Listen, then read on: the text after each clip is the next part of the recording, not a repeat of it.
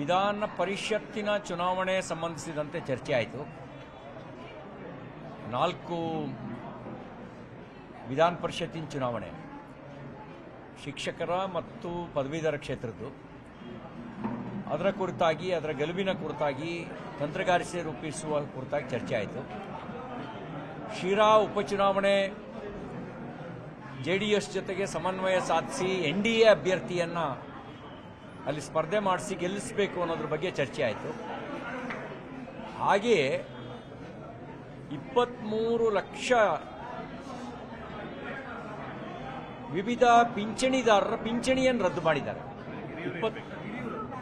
ಹಿರಿಯೂರು 23 ಲಕ್ಷ ವಿವಿಧ ಪಿಂಚಣಿದಾರರ ಪಿಂಚಣಿಯನ್ನು ರದ್ದುಪಡಿಸಲಾಗಿದೆ. ತಾಂತ್ರಿಕ ಕಾರಣವನ್ನು ಕೊಟ್ಟು ರದ್ದುಪಡಿಸಿದ್ದಾರೆ. ಆ ಪಿಂಚಣಿ ಪಡಿಬೇಕಾದ್ರೆ 30,000 ರೂಪಾಯಿ ಒಳಗಡೆ ಇನ್ಕಮ್ ಇರಬೇಕು ಅಂತಿದೆ. BPL ಕಾರ್ಡ್ ಪಡಿಲಿಕ್ಕೆ 1 ಲಕ್ಷದವರೆಗೂ ಇದೆ. ಈಗ 30,000 ಇನ್ಕಮ್ ಅನ್ನು ದಾಟಿದ ಎಲ್ಲರದ್ದು ಪಿಂಚಣಿ ರದ್ದಾಗಿದೆ. ಇದರಿಂದಾಗಿ ಅಸಹಾಯಕ ಅಂಗವಿಕಲರು, ವಿಧವೆಯರು, ವಯೋವೃದ್ಧರು ಸಂಕಷ್ಟಕ್ಕೀಡಾಗಿದ್ದಾರೆ. ಇದನ್ನೇ ನಂಬಿಕೊಂಡು ಮನೆಯಲ್ಲಿ 4 ತುತ್ತು ಅನ್ನ ತಿಂತಾ ಇದ್ದವರು ಇವತ್ತು ಅಸಹಾಯಕ ಪರಿಸ್ಥಿತಿಯಲ್ಲಿ ನರಳುತ್ತಾ ಇದ್ದಾರೆ, ಹಿಡಿಶಾಪ ಆಗ್ತಾ ಇದ್ದಾರೆ. ಈ ವಿಷಯವನ್ನು ಕುರಿತು ಹೋರಾಟ ಮಾಡಬೇಕು ಅಂತ ಹೇಳಿ ಚರ್ಚೆ ನಡೀತು. BPL ಕಾರ್ಡನ್ನು ಅವೈಜ್ಞಾನಿಕವಾಗಿ ರದ್ದುಪಡಿಸೋ ಕೆಲಸ ಮಾಡಿದ್ದಾರೆ. ಬ್ಯಾಂಕಲ್ಲಿ ಸಾಲ ತಗೋಬೇಕು ಅಂದರೆ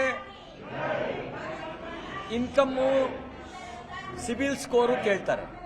ಆ ಸಾಲಕ್ಕಾಗಿ ಸಿಬಿಲ್ ಸ್ಕೋರ್ ಜಾಸ್ತಿ ಮಾಡ್ಕೊಂಡವನು, ಇನ್ಕಮ್ ಜಾಸ್ತಿ ತೋರಿಸ್ಕೊಂಡವನು, ವಾಸ್ತವಿಕವಾಗಿ ಇನ್ಕಮ್ ಇಲ್ಲ, ಅವ್ರ BPL ಕಾರ್ಡ್ ರದ್ದಾಗಿದೆ.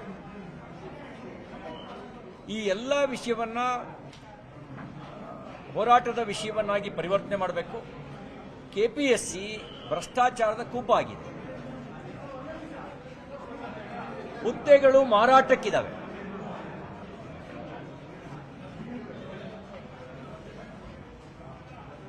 KPSC ಅದನ್ನು ಪಾರದರ್ಶಕವಾಗಿ ಮಾಡುವ ರೀತಿಯಲ್ಲಿ ಪ್ರಾಮಾಣಿಕವಾಗಿ ಯಾರು ಮೆರಿಟ್ ಪಡೆದಿರ್ತಾರೆ ಅವರಿಗೆ ಲಾಭ ಸಿಗಬೇಕು. ಹಣಕ್ಕೆ ಮಣೆ ಹಾಕುವಂತ KPSC ಇರಬೇಕಾ? ಇದರಿಂದ ಉದ್ಯೋಗಾಕಾಂಕ್ಷಿಗಳಿಗೆ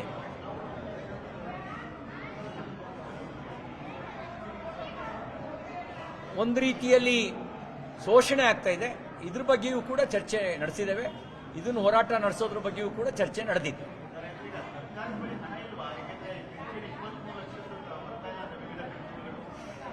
$23 ಲಕ್ಷ ಪಿಂಚಣಿ ರದ್ದುಪಡಿಸಿದ್ದಾರೆ, BPL ಕಾರ್ಡ್ ರದ್ದುಪಡಿಸಿದ್ದಾರೆ. ಇದು ಸಾಲದು ಅಂತ ಗಾಯದ ಮೇಲೆ ಬರ ಎಳೆದಂತೆ ಈಗ ಒಳ ಮೀಸಲಾತಿ ಕುರಿತಾಗಿ ಎಡಗೈ ಬಲಗೈ ಅವರು 100 ರೂಪಾಯಿ ಬಾಂಡ್ ಪೇಪರ್ನಲ್ಲಿ ಡಿಕ್ಲರೇಷನ್ ಕೊಡಬೇಕು, ನಾನು ಯಾವುದು ಅಂತ.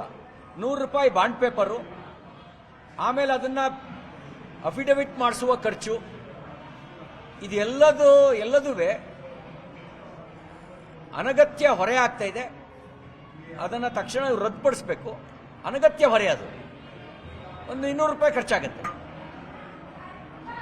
ಅವ್ರ ಹತ್ರ ಈಗ ಆಲ್ರೆಡಿ SC ಸರ್ಟಿಫಿಕೇಟ್ ಇದ್ರೂ ಕೂಡ ಅವರು ಒಳ ಮೀಸಲಾತಿ ಕುರಿತಾಗಿ ಅವ್ರ ಬಾಂಡ್ ಪೇಪರ್ನಲ್ಲಿ ಅಫಿಡವಿಟ್ ಕೊಡಬೇಕಾಗಿದೆ. ಇದೆಲ್ಲವೂ ಅನಗತ್ಯ ಶೋಷಣೆಗೆ ಕಾರಣ ಆಗ್ತಾ ಇದೆ. ಸರ್ಕಾರ ತನ್ನ ಖಜಾನೆಯನ್ನು ತುಂಬಿಸ್ಕೊಳ್ಳೋಕ್ಕೆ ಬೇರೆ ಬೇರೆ ಮಾರ್ಗವನ್ನು ಹಿಡಿದಿದೆ.